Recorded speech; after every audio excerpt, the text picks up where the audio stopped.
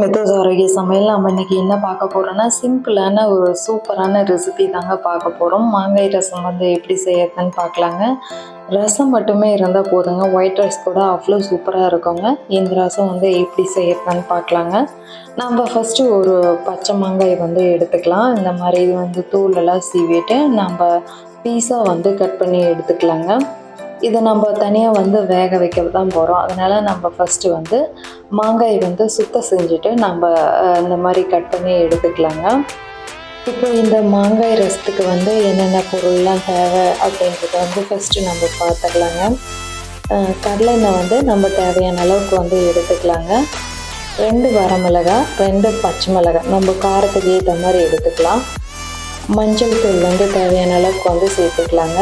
உப்பு, 4-5 பூண்டு, துவரம்பருப்பை வந்து கொஞ்சமாக வந்து ஊற வச்சு எடுத்துக்கலாங்க. ஒரு அரை மணி நேரம் நல்லா ஊற வச்சு எடுத்துக்கலாம்.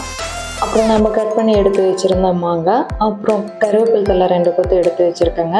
பெருங்காயத்தூள் ஒரு அரை ஸ்பூன் வந்து சேர்த்துக்கலாம். 1 ஸ்பூனு சீரகம், 1 ஸ்பூன் வந்து மிளகு வந்து எடுத்துக்கலாங்க. அப்புறம் வந்து கடுகு தாளிக்கிறதுக்காக வந்து கடுகு எடுத்து வச்சுருக்கேங்க. இப்போ இவ்வளோ தான் இந்த ரசத்துக்கு வந்து தேவையான பொருள்லாம் என்னென்னு பார்த்தாச்சு.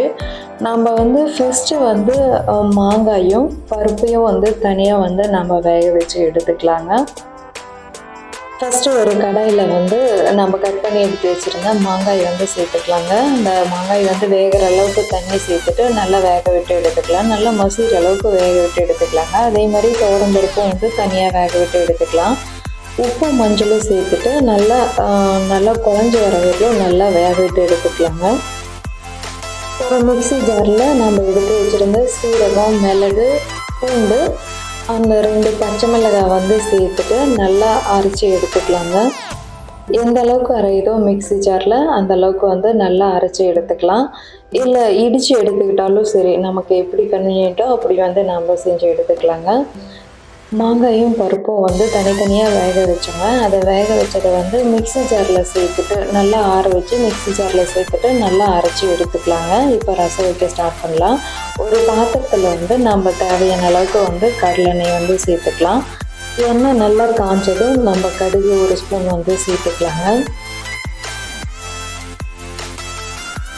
கடுகு பொரிஞ்சதும் வரமிளகாய் 2 வரமிளகாய் வந்து சேர்த்துருக்கேன். நம்ம காரத்துக்கு ஏற்ற மாதிரி வந்து வரமிளகாய் வந்து சேர்த்துக்கலாங்க. ஆல்ரெடி வந்து பச்சை மிளகாய் வந்து நம்ம அரைச்சி எடுத்துருக்கோம். அதனால் நம்ம காரத்துக்கு ஏற்ற மாதிரி வந்து சேர்த்துக்கலாம். 2 கொத்து கருவேப்பிலை தழை சேர்த்தாச்சுங்க. நம்ம அரைச்சி எடுத்து வச்சுருந்த சீரகம், மிளகு, பூண்டு, பச்சை மிளகாய் எல்லாமே வந்து சேர்த்தாச்சு. லைட்டாக வதக்கி விட்டுட்டு பெருங்காயத்தூள் வந்து ஒரு அரை ஸ்பூனுக்கு வந்து பெருங்காயத்தூள் வந்து சேர்த்துக்கலாங்க. சேர்த்துட்டு லைட்டாக கலந்து விட்டுட்டு நம்ம அரைச்சி வச்சுருந்த மாங்காயும் பருப்பையும் வந்து நம்ம சேர்த்துக்கலாம். பாருங்கள், நல்லா அரைச்சி எடுத்தாச்சு. இதை வந்து நம்ம சேர்த்துட்டு தேவையான அளவுக்கு வந்து தண்ணி சேர்த்துக்கலாங்க. ஒரு சிலர் வந்து கொஞ்சம் புளிப்பாக இருக்கணும் அப்படின்னு எதிர்பார்ப்பாங்க. ஒரு சிலருக்கு வந்து புளிப்பு அதிகமாக வந்து விரும்ப மாட்டாங்க. அதனால் நம்ம தேவைக்கு ஏற்ற மாதிரி வந்து தண்ணி சேர்த்துட்டு உப்பும் வந்து சேர்த்துக்கலாங்க. சேர்த்துட்டு நல்லா கலந்து விட்டுட்டு கொதி வர வரல விட தேவையில்லைங்க. லைட்டாக நுரக்கட்டி வந்ததுமே போதும், ஆஃப் பண்ணிடலாம். ரொம்பவே சூப்பராக இருக்குங்க. ஒரு டைம் வந்து ட்ரை பண்ணி பார்த்துட்டு எப்படி இருக்குதுன்னு எனக்கு கமெண்ட் பண்ணுங்கள். இப்போ தான் நம்ம சேனலை வந்து ஃபஸ்ட் டைம் பார்க்குறீங்கன்னா மித்தோஸ் ஆரோக்கிய சமையலை வந்து லைக் பண்ணுங்கள், ஷேர் பண்ணுங்கள், சப்ஸ்கிரைப் பண்ணுங்கள்.